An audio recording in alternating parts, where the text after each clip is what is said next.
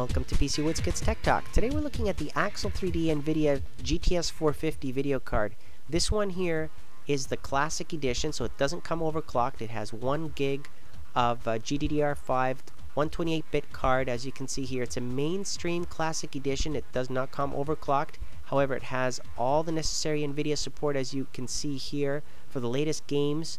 And we're going to put it to the test. Okay, we're going to try this out and see how it compares to other cards in its class. For example, previous generations of GTS450, the new ATI 5750, and how does this compare when you go and you look at it, right? So obviously it's not as fast as a GTX460. Right off the bat, I'm going to tell you that. This is a mainstream card, more of a low to mainstream entry-level card for good gaming results. Okay, you get good gaming results with this card. Here is my test system. Okay, and I've tested many different video cards in this system, and that way I can benchmark it. Now, I'm using the latest Nvidia drivers at the time when I installed this card. Here are all the specs that I mentioned a second ago. Okay, it's not going to be as fast as a 256-bit bus width type of card. This is a 128-bit card. Keep that in mind. Okay. However, the GPU clock, the memory clock, and the shader clock that you can see here, they can be overclocked a little bit further. Okay, so for some extra performance gain out of this.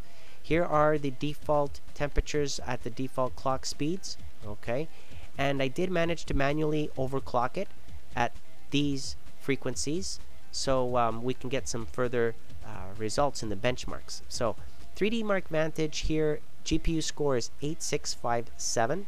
Okay, and you can see how it compares to these other video cards that I've got here set up, that I've tested, and comes very close to 5770 actually. So not bad at all when we're talking about comparing what is this card like. Okay, game benchmarks, well, DirectX 11, obviously it's going to do really well here. You can see the Dirt 2 benchmarks in different resolutions, of course, on high settings, as you can see here.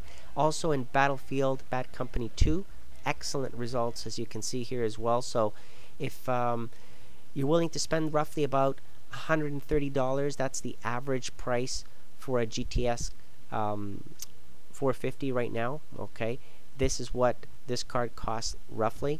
Depends on where you buy it, of course. Here are some very good results for some very good gaming.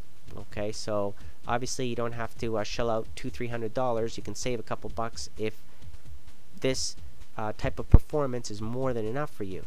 Okay, so again, this is a mid-stream video card, not meant to really compete with the GTX 460 because it's not in the same class, right? This is a 128-bit bus card. Now, looking here at the overclocked, you can see the Stalker Benchmarks. Again, you gain about 5 frames per second at least with the overclocking that I did on this card. Okay, so 5 frames per second here, maybe 10 frames per second there. I would say that's pretty good overclocking. Okay, so I give this about an 8 out of 10 because of the good overclocking, cool, quiet, low temperatures, support for CUDA, physics, DirectX 11.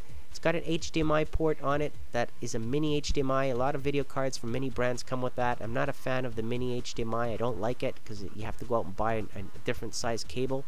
So that's the only con that I can think of for this card. But for a mainstream card, definitely recommend it. And I'd like to thank Axel for providing it. And I hope you enjoyed this video, and thank you for watching.